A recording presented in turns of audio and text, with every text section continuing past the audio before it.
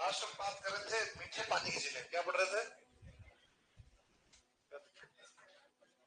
चलो, और मीठे पानी की जो झीलें हैं उनमें हमने लास्ट क्या पढ़ा था? झील का नाम पद्म सागर हो गई थी। उस साहित्य काल में पढ़ के हुए काल में बात तो दो पढ़ा थी मैंने, दो है ना, गुलाब सागर और बाल संबंध, गुलाब सागर और पद्म सागर। ठीक है, अब जो है नेक्स्ट हम बात करेंगे और संख्या कितनी जिलों की थोड़ा बताएं। 24 हुई है। अब जो जिले आज की है उसमें से अधिकांश उदयपुर की है, जो कि महत्वपूर्ण जिलों में से है आपके राजस्थान के अंदर। नाम डालें आप हेडिंग में।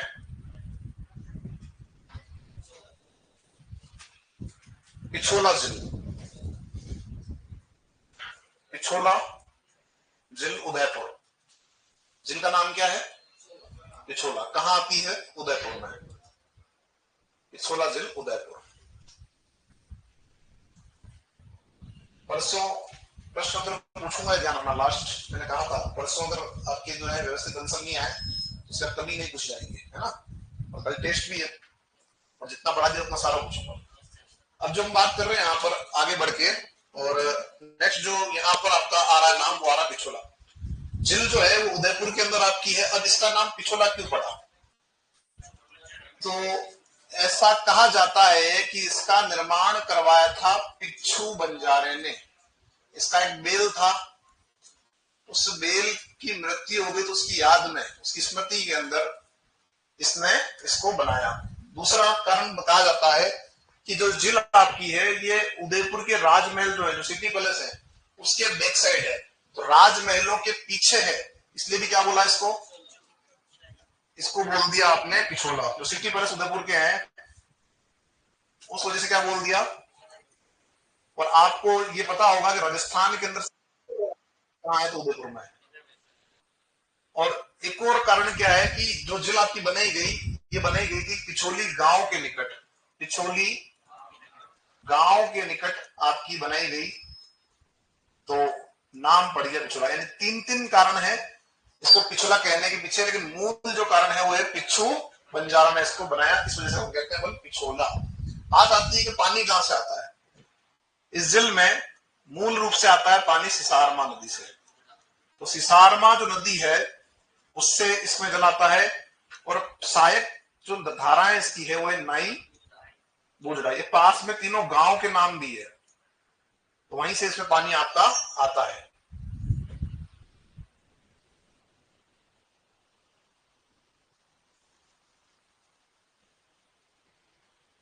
चल, तो जो आपकी जिल है पिछोला, इसके बारे में और हम बात करें तो यहां पर पहले तो कुछ देख लो एक बार आप। इसमें महल बने हुए हैं। क्या बने हुए हैं? जग मंदिर और जग निवास। जग मंदिर और जग निवास आपके महल बने हुए हैं। और यहाँ एक इसके बीच में आपको दिख रहा है एक छोटा सा, हम कह सकते हैं कि एक छोटा सा भवन टाइप का, इसे कहते हैं नटनी का चबूतरा। क्या कहते हैं? तो नटनी का चबूतरा जो है वो किस जिल में है? तो नटनी का चबूतरा जो आपका है वो पिछोला जिल के अंदर है। अब बात ये आती है कि सब इस चबूतरे को यहाँ क्यों बनाया। देखो, नटनी के नाम से कई सारी स्थलाकृतियां आपको, कई सारी जो आकृतियां हैं, कई सारे जो स्मारक वो मिल जाएंगे भारत के अंदर, खास तौर से राजस्थान के अंदर। बट जो यहाँ मिल रहा है इसकी कहानी कुछ और है। ऐसा कहते हैं कि नट, नट क्या होती है? एक जाति है जो क्या करती है, खेल तमाशे दिखाती है। हाँ या ना? आपने देखा होगा कि जो चौराहे के ऊपर रस्सी बांध के, है ना, और वो उस पर बिना सहारे चलते हैं, डांस करते हैं, वो जो जाती है वो कौन सी आती है? नट। तो कहते हैं कि एक बार एक नट का परिवार मेवाड़ में आया। कहा आया? मेवाड़ में आया। और उस समय देखो टाइम पास के लिए कोई साधन नहीं थे, मोबाइल वोबाइल नहीं थे, तो जो टाइम पास होगा वो क्या होगा? खेल तमाशा, नृत्य, है ना, ऐसा कुछ होगा तो उसको देखेंगे लोग। तो कहते हैं कि उसका जो खेल तमाशा है वो पूरे लोग जो जाके देख रहे थे, तो बड़ी प्रसिद्ध हो गई मेवाड़ के अंदर। और उसके चर्चे जो है वो पहुंचे कहां पर? जो मेवाड़ के शासक थे उनके पास। अब कौन से महाराणा थे ये पता नहीं उस समय, ये कहानियां हैं, ठीक है। अब कहते हैं कि जब आपका ये चर्चे पहुंचे, कहां पे पहुंचे, राजा के पास में, तो राजा ने देखा कि यार ऐसी कौन सी जो बालिका है जो इस तरह की जो है खेल तमाशा दिखाती है। एक्चुअल में क्या है कि जो पूरा परिवार था, उस परिवार में एक बालिका थी जिसका नाम था गलकी। छोटी बालिका थी, ठीक है, और वो बिना सहारे के डांस करते हुए रस्सी पे चलती थी। जब ये बात राजा को पता लगी तो राजा ने उसको बुलाया, कहां पे, दरबार में, ताकि हम भी देखें किसे कौन सा कर्तव्य वो दिखा रही है। नट जाति ये थी, खेल तमाशा दिखा के अपना पेट पालती थी, तो गरीब थी, सीधी बात है ना। तो खाने पीने की व्यवस्था पूरी नहीं थी, तो जो उसका शरीर था वो आपका दुबला पतला सा मरीज था। फिर कुछ लोग ये भी कहते हैं कि वो विवाहित थी, बाल विवाह होता उस समय, और वो थी गर्भवती। अब देखो साथियों, हुआ ये कि जब वो दरबार के अंदर आई तो क्या स्थिति बनी। जैसे मान लो मैं बन जाऊं राजा 2 मिनट के लिए, ठीक है, तो मैं राजा, तुम मेरे सामंत, ठीक है, आधे इधर आधे इधर। अब क्या हुआ कि राजा में बैठा हुआ है और वहां से वो चलते हुए पीछे से आ गई, और आप जानते हो जो क्रांतिकारी हो तो बिल्कुल हंसने में और उसमें माहिर है। जैसे वो आ रही थी तो पीछे से 2-4 जो क्रांतिकारी उन्होंने देख के उसको हंसना स्टार्ट कर दिया। तो उन्होंने स्टार्ट किया, लोग हंसते हंसते, लोग कहां तक आगे वाले तक हंसने लग गए। अब तुमको देख के राजा भी हंस गया, तो तुम हंस रहे तो कोई बात नहीं, लेकिन जैसे राजा हंसा तो उसको जो है गुस्सा आ गया। किसको? उस गलकी को, उस नटनी को गुस्सा आ गया कि मेरे पे क्यों हंसा। मतलब एक तो आपने मुझे बुलाया और यहां बुला के आप मेरा क्या कर रहे हो, मजाक उड़ा रहे हो, अपमान कर रहे हो, है ना। ईगो हर्ट हो गया वैसे एक तरह से। तो कहते हैं कि जब राजा जैसे हंसे तो राजा के ऊपर गुस्सा आ गया। राजा को उसने बोल दिया कि राजा जी, अभी तक जो खेल तमाशे देखे हैं वो इस 4 दीवारी के अंदर देखे हैं, कभी मेरा कर्तव्य देखना है तो मैदान में आओ, खुले मैदान के अंदर आओ। अब राजा को चुनौती दे दी। अब तुम तो हंस रहे थे, तुम चुप हो गए। अब वो बात किसको कह दी उसने, राजा को कह दी। अब राजा के, मतलब आप सोचो, सामंत जो है पूरा मंत्रिमंडल बैठा हुआ है और राजा का अपमान कर दिया, तो राजा को आगे गुस्सा कि तेरे को इतना घमंड है, एक काम मेरे सामने दिखी बिछोला, इसको पार कर ले, आधा मेवाड़ तेरा। ये शर्त लग गई साहब, उसने भी हाँ कर दिया, डन, चलेगा। अब कहते हैं कि दिन तय कर लिया, और दिन तय करने के बाद में इस पिछोला के दोनों छोर पर बांधी रस्सी। क्या बांधी? और अब आप सोचो कि जब इतनी बड़ी शर्त लगी है तो मेवाड़ तो छोटा मोटा था नहीं, तो मेवाड़ के सामने तुम लोग बैठे हो, तुम लोगों ने जाके उसमें जो है 4 बातें और चुपड़ दी, है राजा को पैसे कह दिया, है ना, तुम तो हो ही ऐसे, तुमने कह दिया उनको जाके, है ना। तो जनता को भी जो है मजा आ गया कि साहब राजा की जो है इंसल्ट हो गई। तो वो सब जो है इस पिछोला के चारों तरफ जो है भीड़ इकट्ठी हो गई कि साहब किस तरह का कर्तव्य देखना है। अब क्या हुआ कि जैसे ही आपका जो है टाइम जो था वो तय हुआ, और वो गलकी जो है वो नाचते हुए इस रस्सी चलना चालू कर देती है। अब क्या हुआ कि जैसे ही वो आधा रास्ता पार कर लेती है, तब तुम में से कुछ समझदार भी तो हैं जिनका सिलेक्शन हो जाएगा, है ना, सबका हो जाएगा वैसे तो तैयारी करोगे तो अब क्या हुआ, उन समझदारों ने कहा कि भैया, राजा ने एक शर्त लगाई थी कि आधा मेवाड़ तेरा, आधा किसका, तुम्हारा आधा है, इनका आधा। ये थोड़ा बोला गया, ये तो बोला ही नहीं कि भाई आधा किसको देंगे, इधर वाले जो सामान उनका देंगे या इधर वाले सामान उनका देंगे, ये नहीं बोला, ये बोला कि आधा देंगे। तब जो है थोड़ा सा जो है उनके दिमागों में वापस से जो है खुरापात आई कि हाँ, अब कुछ तो करना पड़ेगा, तो अपना जो है समझ जा सकता है। इन सब ने मिलकर तय किया कि रस्सी को काट देता है। उस रस्सी को काट दिया गया, और जो गलकी है वो बेचारी उस पानी के अंदर गिर गई और उसकी मृत्यु। और राजा जो है वो सामंतों को कुछ कह नहीं सका। क्यों नहीं कह सका? कि सामंत विद्रोह कर देंगे। क्या कर देंगे कि आपने शर्त लगाने से पहले हमसे पूछा था क्या? नहीं, तो हो सकता है विद्रोह कर दे। राजा ने सामंतों को कुछ नहीं कहा, लेकिन राजा को गिरानी थी कि सब मेरी वजह से क्या हुआ है, इसी मृत्यु हुई। तो कहते पंडित को बुलाया और पूछा कि साहब ये पाप हुआ है, इसको कैसे हम प्रायश्चित करें। तो कहते हैं कि पंडित ने कहा कि इसके नाम पर कोई निर्माण कार्य आप कर दो। तो क्या किया, इसके नाम पे एक चबूतरा बनाया। क्या बोला गया? अब यही स्टोरी आपको पूरे राजस्थान में मिल जाएगी, सेम स्टोरी।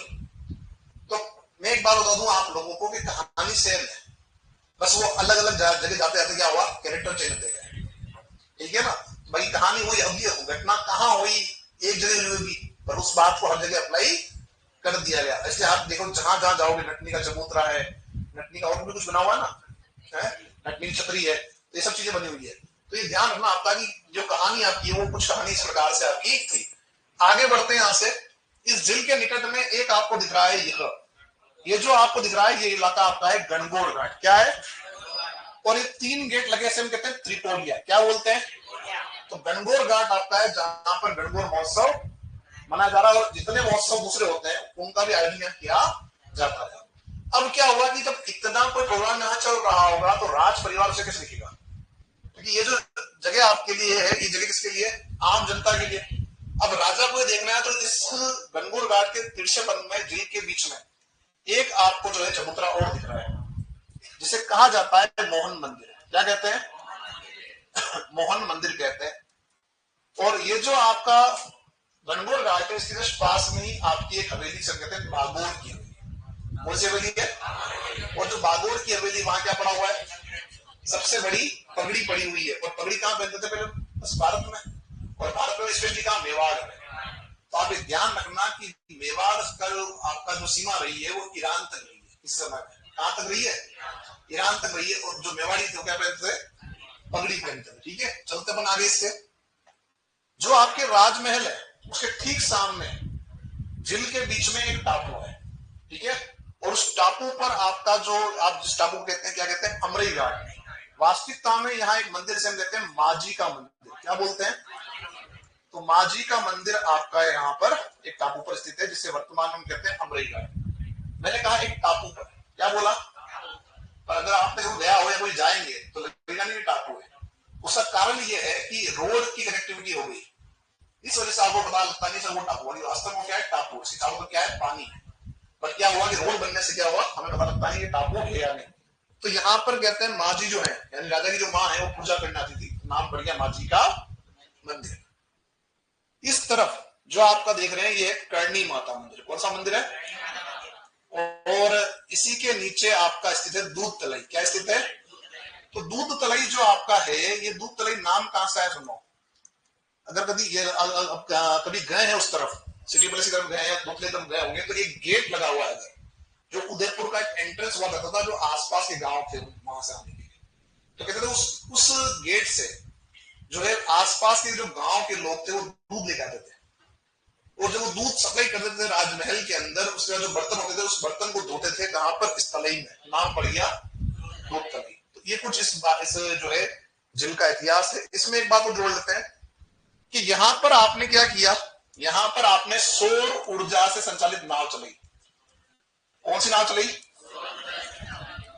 पूरे एशिया में सबसे पहले जो आपकी सौर ऊर्जा से संचालित नाव चलाई गई वो कहां चली गई? आपके पिछोला में। तो लिखना स्टार्ट करो फटाफट से कुछ बातें लिखो। पिछला जिल उदयपुर लिखो। इसका निर्माण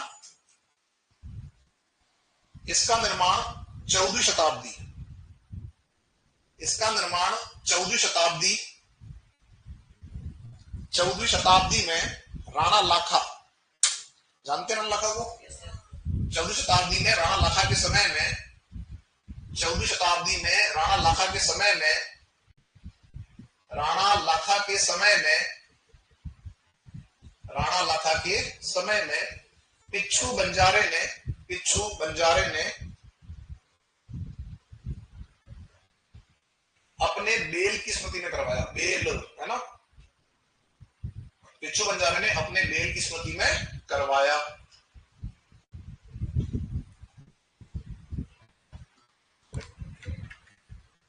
अरे बेल गाय का हस्बैंड,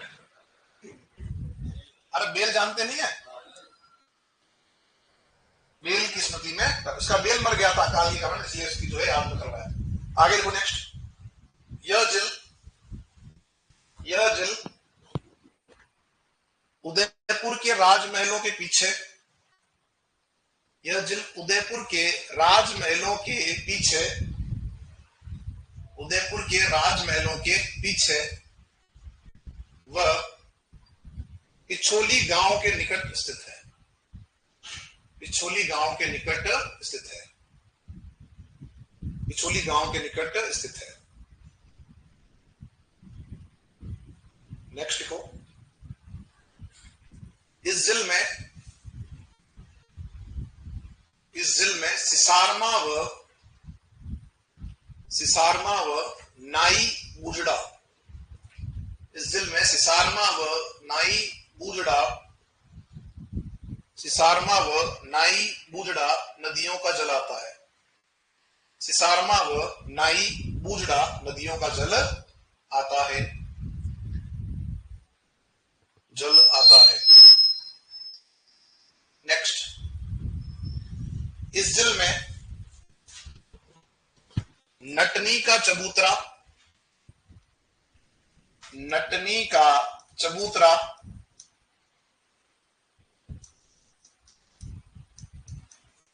नटनी का चबूतरा कोमा, जग मंदिर व जग निवास महल बने हैं,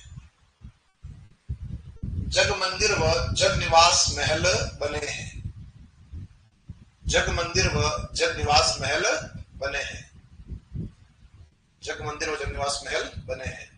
तो ये वो महल है जहां पर आपके जो है एक मुगल राजकुमार शरण लेता है, जो बाद में जाके सही से इंस्पायर होके क्या बनाता है, ताजमहल, नाम उसका शाहजहां, वह शरण लेता है ना।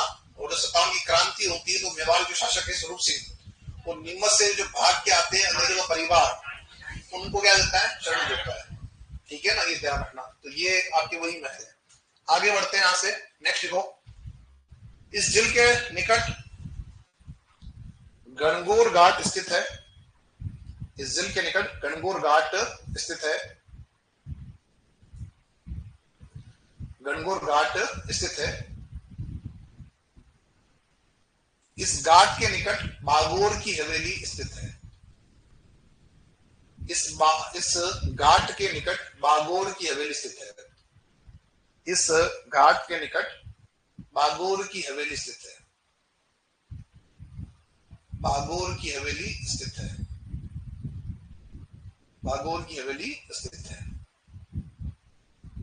एक तरह से बनारस जैसा लगता है, अगर हालांकि बनारस में बहुत सारे घाट है, बट जब आप पिछोला जाते हैं तो यहाँ पे बहुत सारे छोटे छोटे घाट आपके जो है दिखते हैं। चलते हैं आगे, देखो नेक्स्ट। देखो इस हवेली के ठीक सामने, नेक्स्ट देखो इस हवेली के ठीक सामने, इस हवेली के ठीक सामने झील के मध्य, इस हवेली के ठीक सामने झील के मध्य मोहन मंदिर स्थित है, इस हवेली के ठीक सामने झील के मध्य मोहन मंदिर स्थित है, मोहन मंदिर स्थित है। नेक्स्ट देखो, इस झील में एक टापू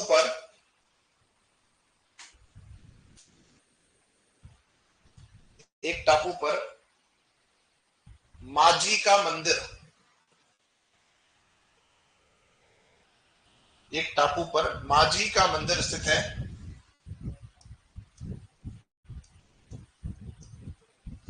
माजी का मंदिर स्थित है, जिसे जिसे वर्तमान में अमरई घाट कहते हैं। तो होटल अमरई वहां पे है, नाम बढ़ गया अमरई घाट, जिसे वर्तमान में अमरई घाट कहते हैं, अमरई घाट कहते हैं। मतलब पहले तो बिल्कुल फ्री था एंट्री, बट अब जो है देवस्थान विभाग के अंडर में आ गया, तो यहाँ टिकट लगने लग गया। अमरई घाट कहते हैं।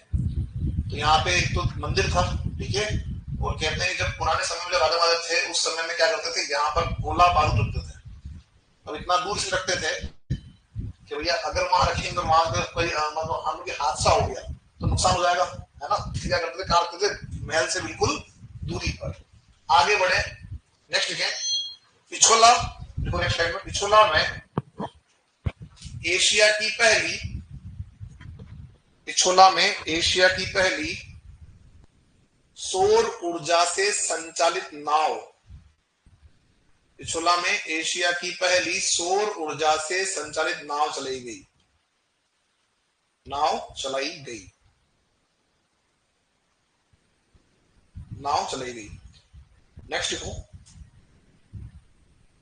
दूध तलाई, दूध तलाई इसी का भाग है, दूध तलाई इसी का भाग है, इसी का भाग है, जिसके निकट की पहाड़ी पर, जिसके निकट की पहाड़ी पर, दूध तलाई इसी का भाग है जिसके निकट की पहाड़ी पर करणी माता मंदिर बना है,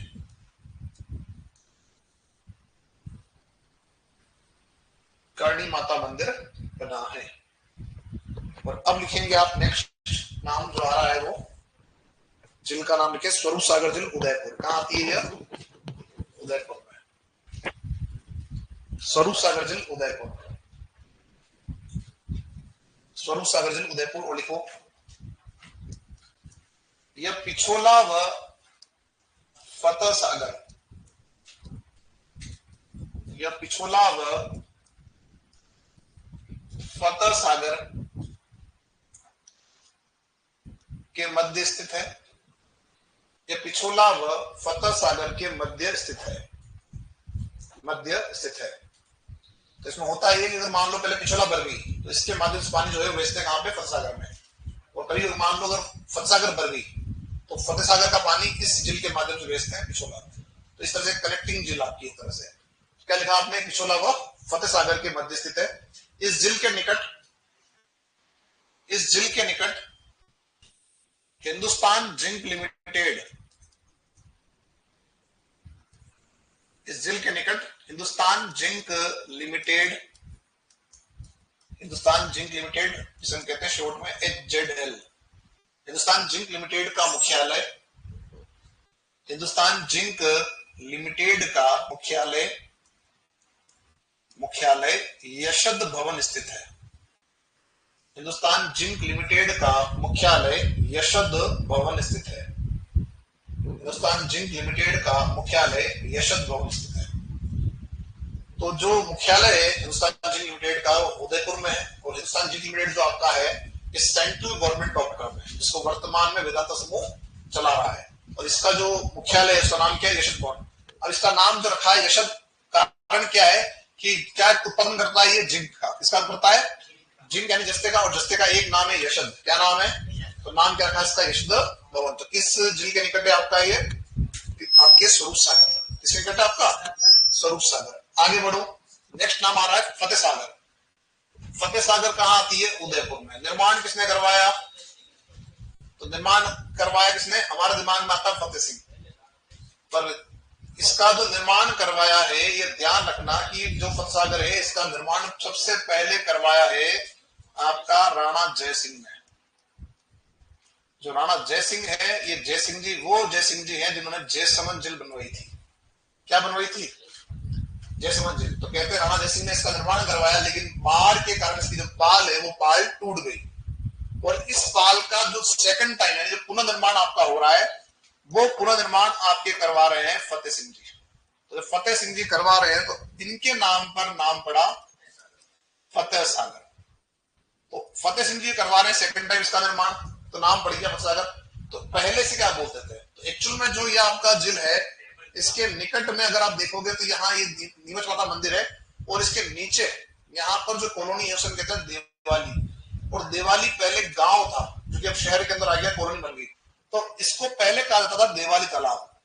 तो ध्यान रखना कि सीधा ही प्रश्न पूछ सकता है कि भाई फतेह सागर झील का दूसरा नाम क्या है? तो देवाली तालाब इसका नाम है। और हुआ ये कि जब फतेह सिंह जी इसका निर्माण करवाने पुनः, तो उनके नाम पर इसका नाम पड़ गया फतेह सागर। और फतेह सिंह जी के संबंध जो है वो अंग्रेजों से अच्छे थे। तो इनके कार्यकाल में जो इंग्लैंड की महारानी है उसका एक राजकुमार आया हुआ था मेवाड़, जिसकी उपाधि थी ड्यूक ऑफ कनॉट। तो कहते हैं कि ड्यूक ऑफ कनॉट जो आपका है वो आपका मेवाड़ आया हुआ था और इनके समय में आया हुआ था। इन्होंने क्या किया, उसके हाथ से इसकी नींव रखवाई। ये जो पाल नहीं बनवाई, इसकी जो नींव है वो कौन रख रहा है? ड्यूक ऑफ कनॉट रख रहा है। इस वजह से जो इसकी पाल है, इस पाल को हम कहते हैं कनॉट बांध। तो जिस पाल पे अगर आप कभी गए हो तो वो पाल आपकी जो है वो कहलाती है कनॉट बांध।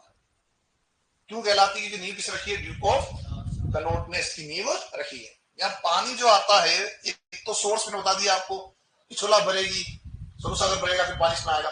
दूसरा जो मूल आपका सोर्स है वो है मदार नहर है। तो मदार जो नहरें हैं इनसे इसमें आपका जल आता है। फिर हम आगे चलते हैं। यहां से हमने देख लिया कि यहाँ पर क्या है, यहाँ पर आपका एक मंदिर है, इसका नीमच माता है। कहते हैं नीम से निकली माता जी, तो नाम पड़ गया नीमच माता।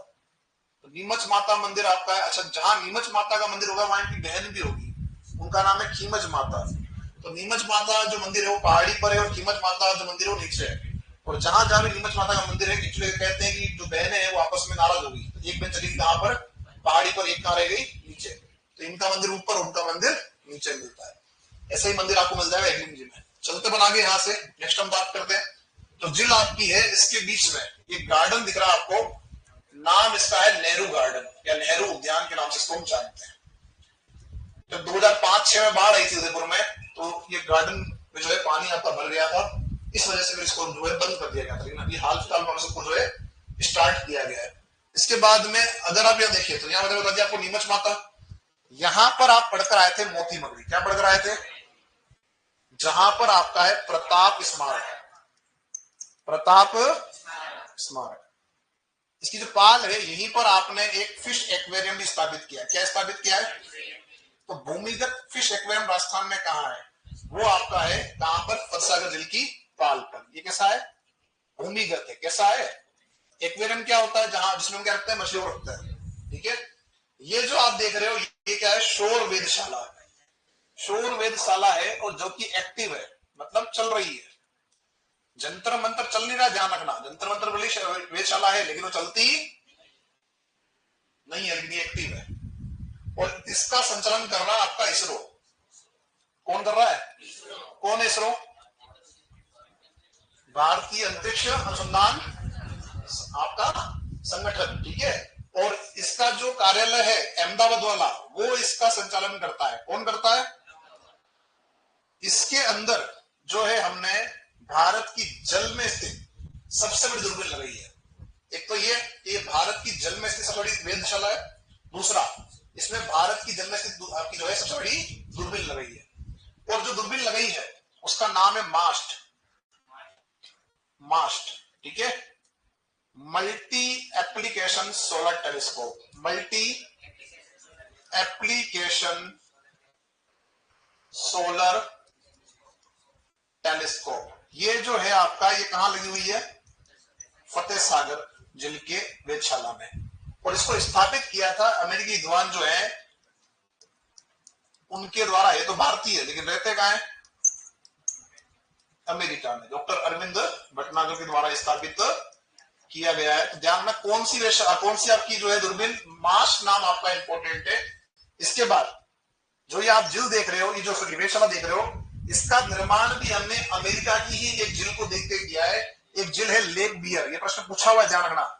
तो लेक बियर झील में भी ऐसी वेधशाला है, तो उसको देखकर हमने इस वेधशाला का निर्माण किया है। और कौन सी दूरबीन हमारे पास? मास्ट है। चलते बना गए यहां से, तो लिखना अपने स्टार्ट करेंगे यहाँ पे फटाफट से। अब डालवा पेडिंग में झील का नाम फतसागर झील, उदयपुर वडिको। इस झील का निर्माण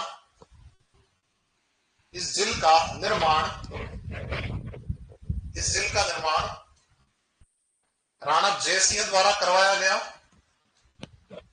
राणा जयसिंह द्वारा करवाया गया। राणा जयसिंह द्वारा करवाया गया।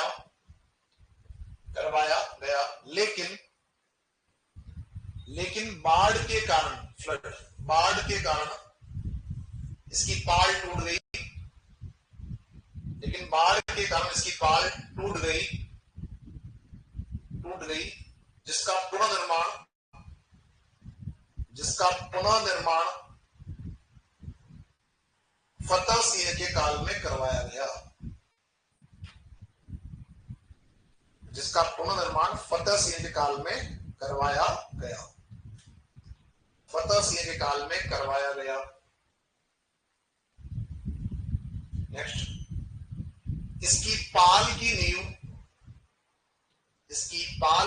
नींव ड्यूक ऑफ कनॉट ने रखी। इसकी पाल की नींव ड्यूक ऑफ कनॉट ने रखी। ड्यूक ऑफ कनॉट ने रखी।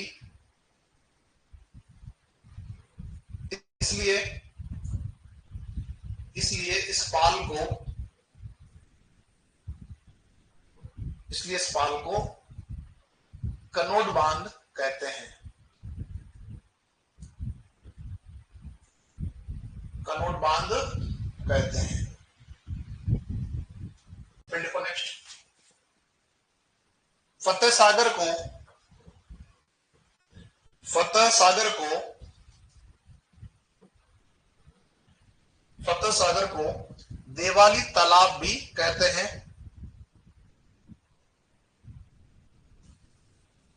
देवाली तालाब भी कहते हैं।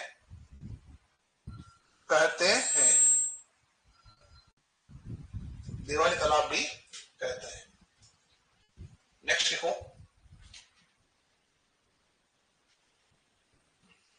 अगला बिंदु लिखो इसमें, इस झील में मदार नहरों से जल आता है। इस झील में मदार नहरों से जल आता है। इस झील में मदार नहरों से जल आता है। जल कहां से आ रहा है? मदार नहरों से। मदार नहरों से जल आता है। नेक्स्ट देखो अगला बिंदु, इस झील में नेहरू गार्डन स्थित है। नेहरू गार्डन स्थित है। नेहरू गार्डन स्थित है।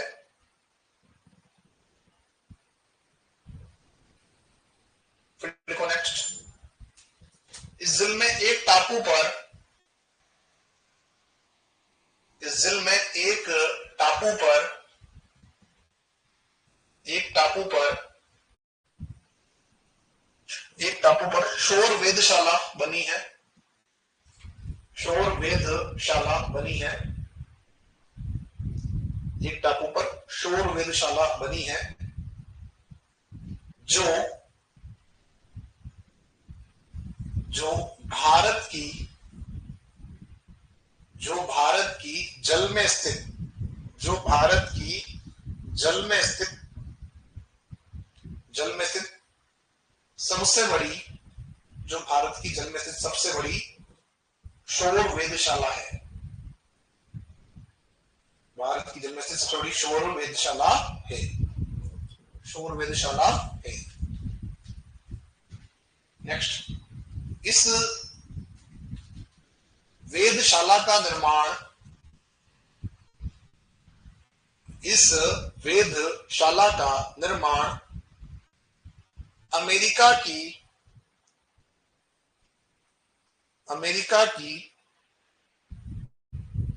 लेक बियर, पूछा हुआ क्वेश्चन है ये, अमेरिका की लेक बियर की तर्ज पर किया गया। अमेरिका की लेक बियर की तर्ज पर किया गया, उसको देख के बनाया। अमेरिका की लेक बियर की तर्ज पर किया गया। लेक बियर की तर्ज पर किया गया। नेक्स्ट, इस वेधशाला में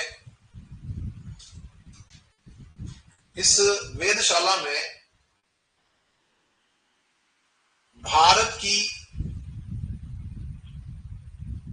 की जल में स्थित, भारत की जल में स्थित सबसे बड़ी दूरबीन, भारत की जल में स्थित सबसे बड़ी दूरबीन मास्ट, MAST, मास्ट स्थापित की गई है। ओके, मास्ट स्थापित की गई है। इसे मैं लिखवा दूंगा पूरा नाम, पहले आप नोट करो। इसे अमेरिकी विद्वान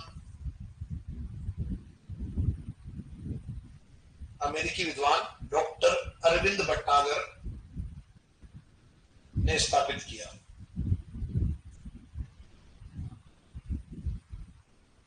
डॉक्टर अरविंद भटनागर ने स्थापित किया।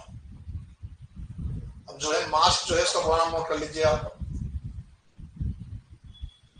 Multi application solar telescope. Multi application solar telescope क्या है? मास्ट। मल्टी एप्लीकेशन सोलर टेलीस्कोप, मास्ट का पूरा नाम।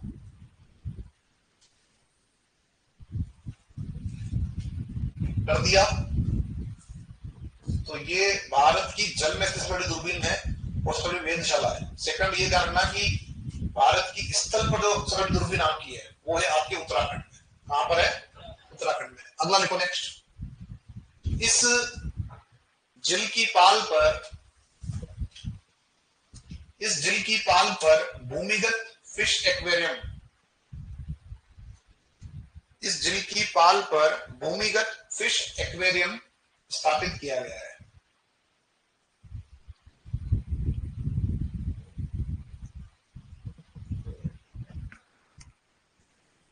फिश एक्वेरियम स्थापित किया गया है, किया गया है। नेक्स्ट, इसकी पाल के निकट, इसकी पाल के निकट मोती मगरी, इसकी पाल के निकट मोती मगरी व नीमच माता मंदिर स्थित है। मोती मगरी व नीमच माता मंदिर स्थित है। एक तरफ तो मोती मगरी है और एक तरफ सामने नीमच माता मंदिर है।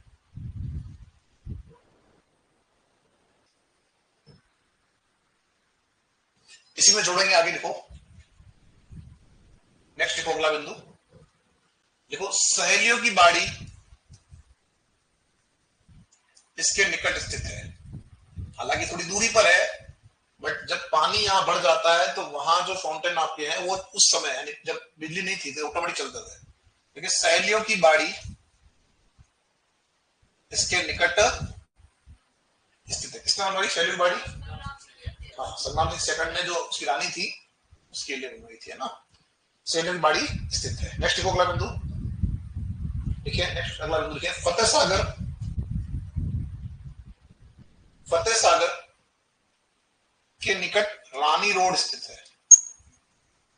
फतेह सागर के निकट रानी रोड स्थित है, रानी रोड स्थित है। यहां संजय उद्यान, यहां संजय उद्यान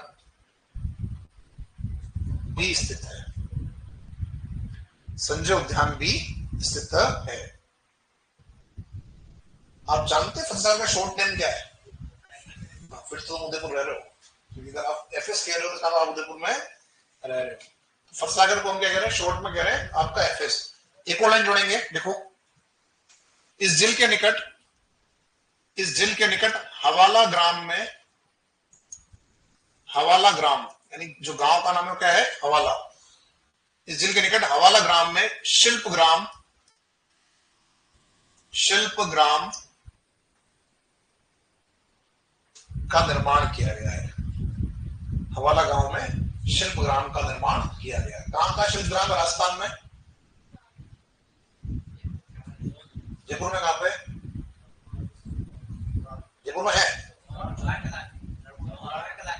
शिल्प ग्राम। होना है क्या वो?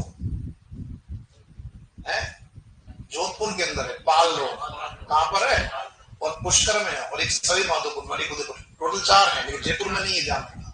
ठीक है, चलो वो कौन सा है? वो अलग, वो कला केंद्र अलग है। ये शिल्प कला जो है आपका कला के लिए है, तो इसमें हम जानते हैं शिल्प ग्राम के नाम से 4 विकसित किए गए थे। हालांकि अपने नहीं भी कोर्स में, अपने पढ़ेंगे ज्योग्राफी में। आगे बढ़ो, यदि आप लोगों ने यहाँ पे क्या स्थित है? शिल्प ग्राम स्थित है। अगला बढ़ो, अगला नाम को गोवर्धन सागर उदयपुर। ये भी कहां आती है? तो गोवर्धन सागर जो गांव हुआ करता था, जब उदयपुर का एक्सपांशन हुआ तो वो शहर जो है शहर के अंदर आ गया और वो गांव बन गया है कॉलोनी। और जो वहां पर जो झील थी उसका नाम क्या है? गोवर्धन सागर। तो वो झील भी कहां गई? उदयपुर शहर के अंदर। तो देखो गोवर्धन सागर उदयपुर। इसमें ध्यान रखना है कि इस झील के निकट में एक तो आपने बनाया है पन्नाधाय पार्क। क्या बनाया है?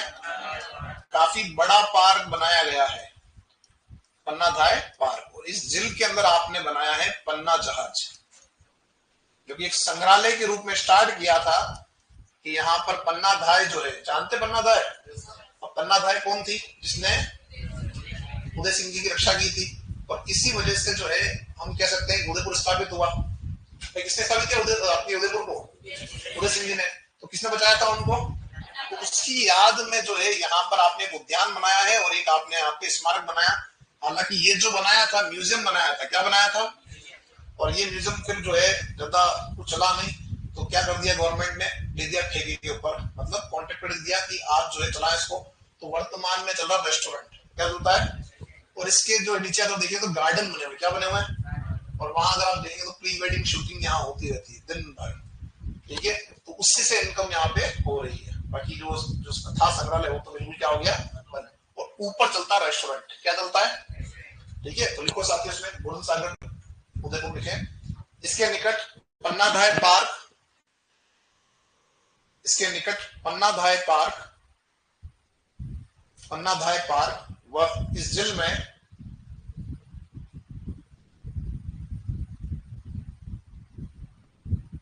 पन्नाधाय पार्क व इस जिल में, इस जिल में पन्ना जहाज, पन्ना जहाज निर्मित किया गया है, पन्ना जहाज निर्मित किया गया है, ठीक है। चलो एक कमेंट आया, उस कमेंट को देख लेते हैं। लग रहा है इसका ज्यादा गंभीर कमेंट है। सर जी मैंने कम से कम 12 से 13 बार मैसेज कर दिया है सर जी, ये सब मीठे पानी की चल रही है ना, बट नो रिप्लाई। तो एक सेकंड आप ये देख रहे हैं साथी, आगे जो है 12 से 13 कमेंट आए, देखना बोले इसी नाम से आने चाहिए। यहाँ पे एक टोटल कमेंट 12 नहीं आए यार। चलो, और दूसरी बात यहाँ पे कि कल ही हमने जो है, कल स्टार्ट, परसों स्टार्ट कर दिया था, तो परसों में स्टार्ट कर दिया था। आप 2 दिन से क्लास ले रहे हैं तो आपको पता होनी चाहिए सब खारेपन जो चीजें समाप्त हो चुकी है, मीठी पानी चल रही है, ठीक है। उसके बाद भी जब क्लास शुरू हुई थी तो भी मैं थोड़ा बता दूं कि ये जो स्लाइड है ये आई थी और हमने इस पर ध्यान नहीं दिया। कुछ कमेंट जो ऑनलाइन आते हैं उनको इग्नोर करना पड़ता है, उनका कोई ताल्लुक ही नहीं होता है। उनके अगर बात करें 2 से 3 मिनट जो है अपने बिगड़ेंगे, उसके में एक जिल हो जाएगी छोटी। तो साथियों थोड़ा सा जो है एक तो ध्यान दिया करो पढ़ते वक्त, जब पढ़ाया जाता है तो, है ना। मैं पहले भी बोल चुका हूँ बात को, और मैं फिर बोलता हूँ कि अदर कंपटीशन जो होते हैं तो उनमें कांस्टेबल, कौन सी, अपने में सुपरवाइजर, ये 2 ही ऐसे बैच है जो थोड़े से हाई लेवल होते हैं। भाई दूसरे तो क्या होता है, इनको पता होता है सब पढ़ना पड़ेगा तो सिलेक्शन है। और ये क्या होता है कि स्टार्टिंग होती है ना, तो हमारा दिमाग क्या होता है, हम स्कूल लेवल पास करके आए हैं, कॉलेज लेवल पास करके आए, तो वहां हम कुछ रहे होंगे, है ना, हम अच्छे नंबर लाए होंगे, ठीक है। तो हमारे दिमाग में ये फितूर रहता है कि सब वैसा का वैसा ही कंपटीशन यहाँ पे होगा, पर वास्तविकता में ऐसा नहीं है, ऐसा बिल्कुल नहीं है। इस चीज को आप ध्यान दो, है ना।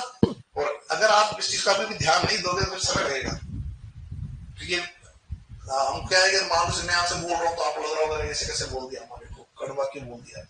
सत्य यही है, एग्जाम के अंदर आपको क्या लग रहा है, आप लोग बैठोगे आप एग्जाम निकाल लोगे, हाँ बालिका ऐसा लग रहा है ना, तो लग रहा है तो फिर ये लगना जो है एग्जाम के बाद दूर होगा, है ना। क्यों मालूम को तुमको भी लग रहा होगा ऐसा, नहीं।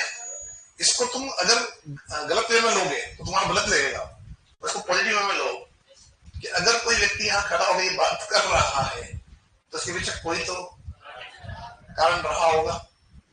आप ये बताओ कि 500 पद निकले, लाखों ने फॉर्म भर दिए, कितने सिलेक्ट होंगे, 500 होंगे ना, भले फॉर्म लाखों आए, उससे भी मतलब है क्या, यानी क्या हुआ कि लाखों की संख्या में हमको किस में आना है, तो 500 में आने के लिए आप अलग क्या कर रहे हो।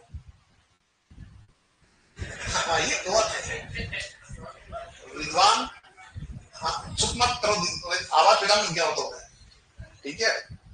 तुम क्रांतिकारी पीछे वाले मुझे पता है, तो तैयारी तो सभी कर रहे हैं, यहाँ कौन नाचने आया है, कोई गाने आया, कोई सब पढ़ने तो आए, कोई नाच गाना कर रहा है क्या यहाँ पे, लेकिन जो है हाँ, कुछ माहौल बना रहे हैं, ये बात बिल्कुल सही बोल रहा है भाई, कुछ तो केवल माहौल ही बना रहे हैं, हाँ ठीक है। और ये जो हरियाली जो दिख रही तुम्हारे को, हरी भरी जो बातें तुम सोच रहे हो कि ऐसा हो जाएगा, सपने हैं, ये अच्छी बातें होने चाहिए, बट उसके लिए एफर्ट भी करने पड़ेंगे, समझ में आ रही बात। अरे हाँ के ना, अगर आपको ये फिर भी लग रहा है कि हाँ ये तो आया 1 घंटा बोलेगा और चला जाएगा, तो अच्छी बात है, ये भी दोनों चीजें होनी चाहिए, ठीक है। क्योंकि सब ने सुन लिया और सब में अगर पढ़ने लग गए तो फिर मेरिट जो है वो चल जाएगी 100 में 100, जो हम नहीं चाहते कि जाए, जो पढ़ने वाले बच्चे वो लगे, फर्स्ट में तो वो निकल जाए, लेकिन पहले छन्नी लगी हुई है, जब छानते हैं उसको, कुछ छानने के लिए रखते हैं, क्या करते हैं व्यवस्थित रखते हैं, तो पहली बार में तो बिल्कुल जब छन्नी नहीं लगा हुआ, एक तरह से खरा सोना एक तरह से मान लो वो है, ठीक है ना। हाँ, मलाई जो है फर्स्ट टाइम वही निकलती है, ठीक है ना, क्योंकि जब दूध गर्म करो तो पहली बार तो निकलेगी, क्या होगी, गाढ़ी वाली निकलेगी, उसको बार बार गर्म करते रहते क्या होगा, मलाई की मात्रा कम होती जाएगी, हाँ या ना। तो जो फर्स्ट टाइम में निकल रहा है वो क्या है, फ्रेश क्रीम आपका जो है, उसको हम कह रहे हैं जो आगे के एग्जाम के लिए भी काम आएगा, ठीक है। तो मैं फिर ये कह रहा हूँ कि अच्छी बात है आप तैयारी कर रहे हो, मैं मना नहीं कर रहा हूँ, साथी कर तैयारी करना है तो अच्छी बात है, तैयारी करो, बट सपना देखो, सपने को पूरा करने के लिए जो है प्रयास भी करो, केवल बैठने से काम। मैं फिर कह रहा हूँ कि इस चीज को ऐसे मान लो कि आप जो है, वरना पढ़ा ही नहीं रहो तुम्हारा सुपरवाइजर साहब, मैं तुम्हारे को सुपरवाइजर से पढ़ा ही नहीं रहा हूँ, मैं तुम्हारे को चाहे तुम जाके मेरी जो क्लासें पढ़ी हो एओ डबल एओ एफएसओ वाली वो दे दूंगा, वही कंटेंट दे रहा हूँ और उसी लेवल से पढ़ा रहा हूँ, इसलिए फालतू कोई पंचायत या कोई गाना गीत गजल शायरी ये लेके नहीं आता, मुझे पता कंटेंट इतना ही क्लासे कम पड़ जाती है, ठीक है, पर तुम्हारी क्या आदत वो पड़ी हुई है कि कोई ना कोई शायरी हो जाए,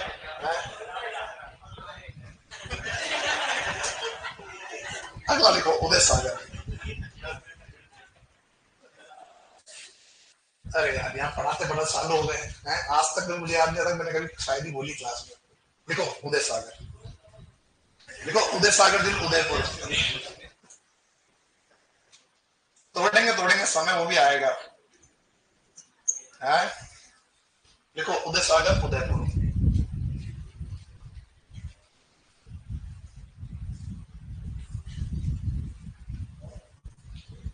अब जो उदय सागर जेल है इसका निर्माण करवा रहे उदय सिंह, कौन करवा रहे हैं, और जो उदय सागर जेल है ये अब हालांकि उदयपुर शहर के अंदर अब आ रही सीमा के अंदर, ये उदयपुर शहर से दूर थी, ठीक है, देवारी जो आपका आता है देवारी के पास में आपकी जेल बनी हुई है। अब जो जेल आपकी है इसमें इंपॉर्टेंट बात क्या ये है कि जो इसकी पाल है उस पाल पर एक ऐतिहासिक मीटिंग हुई, एक भेंट हुई, और भेंट हो रही है आपके मेवाड़ में अमर सिंह जी थे, और जो आपके जयपुर से आए थे, कौन आ रहे हैं, मान सिंह।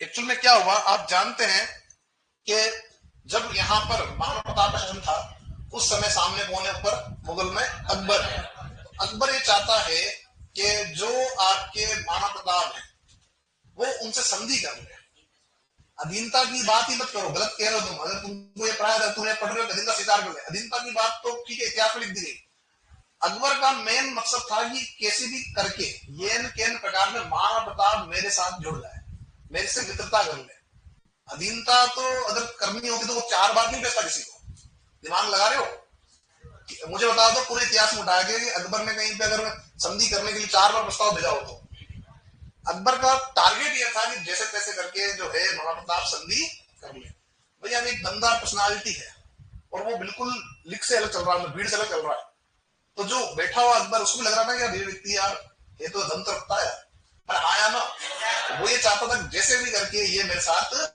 जुड़ जाए। आप देखो महाराणा प्रताप की बात भी अगर देखोगे अमर सिंह जी, हालांकि इन्होंने की होगी का शिकार बाद में किए 17-18 साल बाद, लेकिन उस समय भी उन्होंने शर्त रखी कि मैं कभी जो है उपस्थित किसी और ने रखी थी क्या, नहीं, तो उस समय जब महाराणा प्रताप से अकबर चाहता था कि मित्रता हो जाए जैसे भी करके, और मित्रता का मतलब यह हुआ कि हम किसी साथ आ गए मुगलों के अधीन आ गए, मतलब सोचने लगे क्या सोचेंगे, इनको एक कहा गया था कि तुम चाहो वहीं रहो, तुम्हारी सीमाएं हम इंटरफेयर नहीं करेंगे, इवन जो चित्तौड़ किला है वो भी तुम ले लो, तो सब चीजें आपको दे रहे ऑफर दे रहे, फिर भी उन्होंने क्या किया, नहीं किया, तो कहते हैं ऐसा है कि फर्स्ट टाइम कौन आया, जलाल खान, मना कर दिया, सब संधि मंजूर की, सेकंड टाइम भेजा गया मान सिंह, जब मान सिंह को भेजा गया तो मान सिंह उस समय राजकुमार था और सेनापति था, और जब सेनापति राजकुमार आ रहा है तो यहां से कौन आएगा, मेवाड़ का जो सेनापति मेवाड़ का जो राजकुमार है वो आएगा, नहीं अमर सिंह जी आएंगे, और अमर सिंह जी पहुंचे कहां पर, कहते हैं जो मुलाकात हुई यहां हुई और मना ही करना था कि साहब संधि मंजूर नहीं, तो ये वहां गए और इन्होंने बात रखी हुई मान सिंह ने, उन्होंने बोला साहब संधि मंजूर नहीं है, ठीक है, तो मान सिंह को आ गया बसा गुस्सा, तो गुस्सा आ गया तो उसने बोला कि तुम्हारे पिताजी का उनसे बात करूंगा, तो इन्होंने लेके बहाना बना दिया कि पिताजी के सर में दर्द है, तबीयत खराब है, तो उन्होंने वो नहीं आया, मुझे भेज दिया। तो ये भाई साहब कहते हैं कि सर में दर्द तो तब होगा जब हम हमला करेंगे। क्या करेंगे? हमला करेंगे, आक्रमण करेंगे। तो कहते हैं कि अमर सिंह जी को उस बात पे आगे गुस्सा, ये भी कम नहीं थे, है ना, ये भी धुआंधारी। अगर आपने इतिहास पढ़ा हो तो देखना है इनका इतिहास। तो कहते हैं कि अमर सिंह जी को गुस्सा आ गया, अमर सिंह जी ने कह दिया कि आ जाना, और जब तू आए तो एक काम करना, अपने जो फूफा जी है अकबर, लेते हुए आना। तो कहते हैं ये बात जो है सो गुस्सा आ गया, कि इस बात को सुनते ही मान सिंह और भड़क गया, और इन्होंने जाते जाते कह दिया कि जो रात्रि का भोजन है, मेहमान आए घर पे, जो रात्रि का भोजन है वो रखा गया है अपने पिछला की पाल पे, वहां आना, पधारना। तो कहते हैं भोजन में शामिल नहीं हुआ, कहां निकल गया? सीधा आगरा। कहां निकल गया? दरबार आगरा था। अब ये जो बात इसने बिगाड़ी, ये बात पहुंच गई अकबर के पास, और कहते हैं कि अकबर जो है वो बैठा हुआ था अपने सिंहासन पे और चल रहा था, बात हो रही थी। इतने में क्या हुआ, दरबार के अंदर जो है बिना परमिशन लेके कौन घुस गया? मान सिंह। और मान सिंह ने जो है बोलना स्टार्ट कर दिया बिना परमिशन लिए। तो कहते हैं कि अकबर गुस्सा है, अकबर ने इसको साइड में खड़ा कर दिया कि फर्जंद की उपाधि दी है, इसका तो ये नहीं तुम यहाँ बैठ जाओ। अब आप सोचो, अगर उसको लड़ना होता तो जब फर्स्ट टाइम जलाल खां गया तब भेजा था ना युद्ध करने के लिए, नहीं भेजा। सेकंड टाइम इसको भेजा, इसको क्या दे रखा है? बेटा बोल रखा है, क्या बोल रखा है? तो भी नहीं। अब कहते हैं कि बेटे ने काम बिगाड़ा, किसको भेजेंगे? पिताजी को, तुम जाके काम को सुधारो। किसको भेजा गया? भगवान दास को भेजा। तो ऐसे ना, वो मैं बता दूं, आप अधीनता हम करते हैं, ठीक है, लिखा हुआ इतिहास के अंदर, ठीक है, बट वास्तविक काम हो चाहता था कैसे भी करके जो है क्या हो जाए, संधि हो जाए, मित्र बन जाए, ये उसका टारगेट था। इसलिए 4 लोगों को भेजा, ठीक है। तो फिर आप देखते हैं बाद में इसी को कहां भेजा अपन ने, कहां आ रहा है ये? हल्दी घाटी युद्ध के अंदर। कहां आ रहा है? हल्दी घाटी युद्ध के अंदर आपका आ रहा है। देखो दोनों ही धुरंधर थे, मैं नहीं कह रहा हूं कि एक तरफ। इतिहास की अगर बात करूं तो अमर सिंह जी और मान सिंह दोनों का अपना अपना ये। इसकी अगर बात करें तो ये वो व्यक्ति जो अफगानिस्तान चला गया। कहां चला गया? कहते हैं अफगानिस्तान में उस समय जो वहां के जो कबीले थे उनसे भिड़ना मतलब बहुत बड़ी चुनौती थी। इन्होंने जाके वहां शांति स्थापित की, तो ये भी अपना धुरंधर था। तो दोनों धुरंधर थे। तो इसी वजह से क्या था अकबर, जैसे कैसे करके मेवाड़ साथ आ जाए। चलो तो लिखना स्टार्ट करो साथ ही उसमें उदय सागर जिला उदयपुर लिखो। इसका निर्माण इसका निर्माण इसका निर्माण उदय सिंह ने करवाया। इसका निर्माण उदय सिंह ने करवाया। उदय सिंह ने करवाया। नेक्स्ट, इसकी पाल पर अमर सिंह व मान सिंह की भेंट हुई। भेंट मतलब मुलाकात। इसकी पाल पर अमर सिंह व मान सिंह की भेंट हुई। मान सिंह की भेंट हुई। नेक्स्ट, इसमें आयड़ नदी का जल आता है। इसमें आयड़ नदी का जल आता है।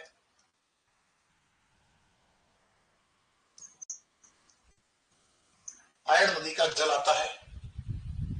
इसमें को कंटिन्यू करते हुए, इस नदी को इस झील के बाद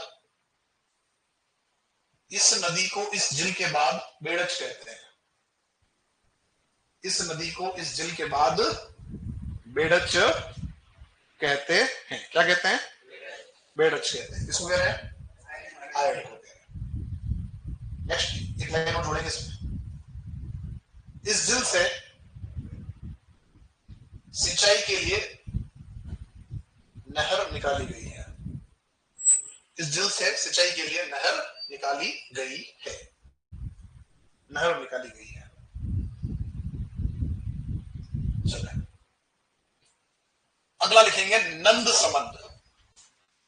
क्या नाम आ रहा है झील का? नंद समंद। और नंद समंद झील है वो लिखे राजसमंद। नंद समंद झील राजसमंद। नंद समंद झील कहां हुई? राजसमंद। और इसी में लाइन जोड़ेंगे, इस झील से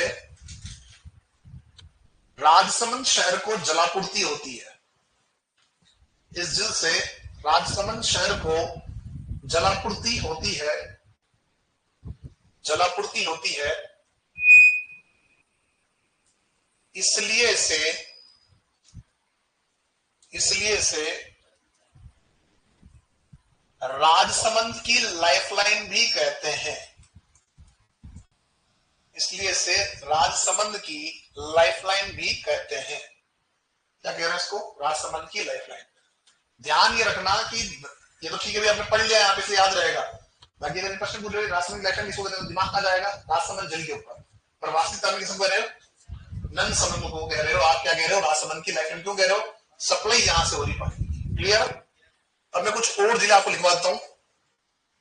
एक जिले का नाम लिखेंगे आप, तलवाड़ा जिले। तलवाड़ा जिले कहां जाती है यह? देखो, तलवाड़ा जिले हनुमानगढ़। तलवाड़ा क्षेत्र पूछेगा तो बांसवाड़ा है, लेकिन तलवाड़ा जिले कहां आती है? हनुमानगढ़ के अंदर आती है। ध्यान रखना, समझ में आ रही बात? तलवाड़ा क्षेत्र कहां आता है? बांसवाड़ा में। जिले कहां आ रही है? देखो, इसमें क्या जोड़ो, इसमें गग्गर नदी का जल आता है।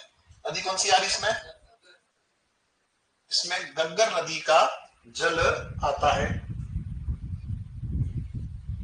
गग्गर नदी का जल आता है। यह राज्य की सबसे नीची झील है। यह राज्य की सबसे नीची झील है। तल के आधार पर नीची झील है। यह राज्य की सबसे नीची झील है। क्या है? राज्य की सबसे नीची झील है। चलो अपन इससे आगे अगला नाम लिखो। नेक्स्ट, बंद बारेठा। बंद बारेठा झील भरतपुर। बंद बारेठा झील भरतपुर। और देखिए, इसमें कुकुन नदी का जल आता है। इसमें कुकुन नदी का जल आता है।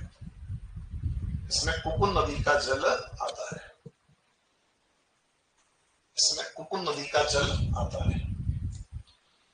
और इसी में लाइन जोड़ना, यह अभ्यारण्य का क्षेत्र भी है। तो बंद बारेठा अभ्यारण्य भी है और उसी में जिल है। यह अभ्यारण्य का क्षेत्र भी है।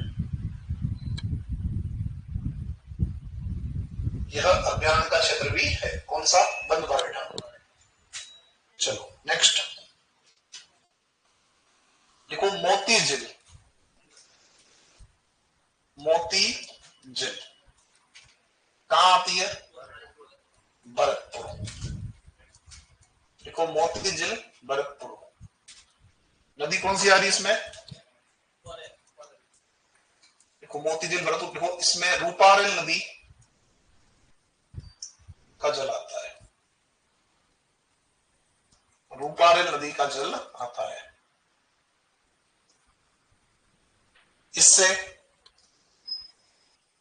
भरतपुर शहर को जलापूर्ति होती है। इससे भरतपुर शहर को जलापूर्ति होती है। भरतपुर शहर को जलापूर्ति होती है।